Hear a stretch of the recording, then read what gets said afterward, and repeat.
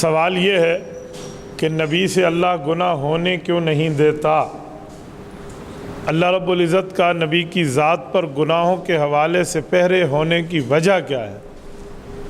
میرے دوستو، اس بات کو سمجھنے کے لیے ایک اور بات سمجھنا ضروری ہے، وہ یہ ہے کہ غذا اور دوا کا تعلق انسان کے صرف ظاہری معاملات سے نہیں ہے، بلکہ باطنی صورتحال بھی اس کی عکاسی کرتی ہے۔ مثلا ہمارے جسم میں روح موجود ہے، جسم زمین سے بنا ہے، روح آسمان سے آئی ہے۔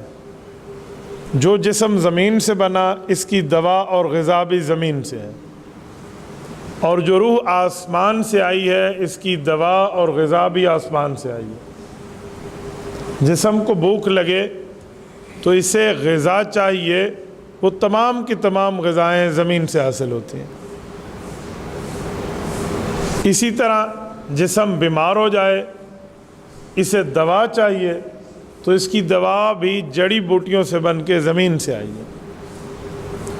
روح کا معاملہ اس سے ہٹ کے ہے، روح آسمان سے آئی ہے، اسے بھوک لگے، اس کی دوا اور غذا، بیماری کے طور پہ دوا اور بھوک کے طور پہ غذا، یہ بھی آسمان سے آئی ہے۔ آپ کہیں گے کیسے؟ روح کی دوا گناہوں سے بچنا، اللہ کی نافرمانی سے بچنا، اور روح کی غذا عبادت ہے، تو عبادت ہمارے تمام احکام آسمان سے آئے ہیں۔ جو نبی ہوتا ہے وہ امت میں گناہوں کا معالج ہوتا ہے، وہ گناہوں کا علاج کرنے والا ہوتا ہے، تاکہ بندوں کو اس کے گناہوں سے چھڑا کر اللہ کے قریب کر دے۔ اور یہ دنیا کا اصول ہے کہ جو ڈاکٹر، طبیب، حکیم، معالج جس بیماری کا علاج کر رہا ہو، وہ اس میں مبتلا خود نہیں ہوتا۔ اگر ڈاکٹر ہی اسی بیماری میں خود مبتلا ہو جائے تو لوگ کہیں گے گردے کا علاج تم سے کرانا ہے تو خود گردے کا مریض ہے، آنکھ کا علاج آپ سے کرانا ہے تو خود آنکھ کا مریض ہے، کان کا علاج تجھ سے کرائیں تجھے خود کان کا مرض لاحق ہے، فائدہ، تو وہ اس کا عیب بن جاتا ہے۔ تو مریض کبھی بھی اس معالج پر اعتماد نہیں کرتا جس میں وہ خود مرض میں مبتلا ہو۔ تو نبی گناہ کا معالج ہے، اگر نبی نعوذ باللہ خود نبی گناہوں میں مبتلا ہو تو پھر یہ نبی کا عیب ہے، اور نبی بغیر عیب کے ہوتا ہے، اس میں عیب کوئی نہیں ہوتا، اس لیے نبی گناہوں سے محفوظ ہے۔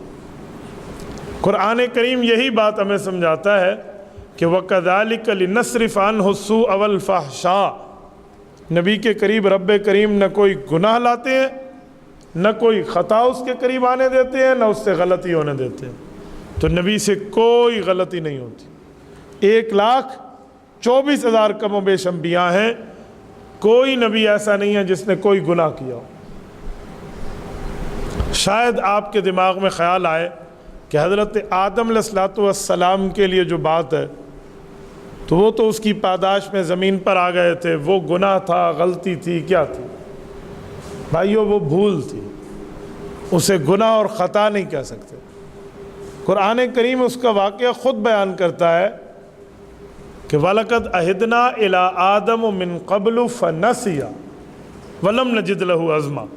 حضرت آدم علیہ السلام کا کوئی ارادہ نہیں ہے، حضرت آدم علیہ السلام سے بھول ہوئی ہے، بس رب کریم کو منظور تھا کہ اس بھول کی وجہ سے رب کریم نے اس کائنات کو وجود دینا ہے، اور حضرت آدم علیہ السلام کی اولاد کا ایک سلسلہ جاری اور ساری رہنا تھا، تو یہ منظور ہوا۔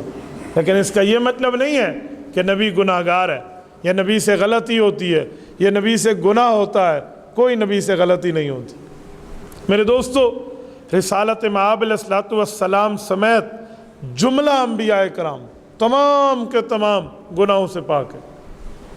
میں اس کی کئی مثالیں آپ کی خدمت میں آیات سے رکھ سکتا ہوں۔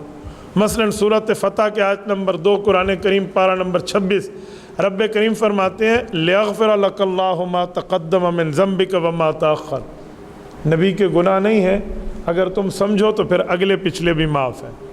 یہ تعبیر رب نے فرمائی ہے۔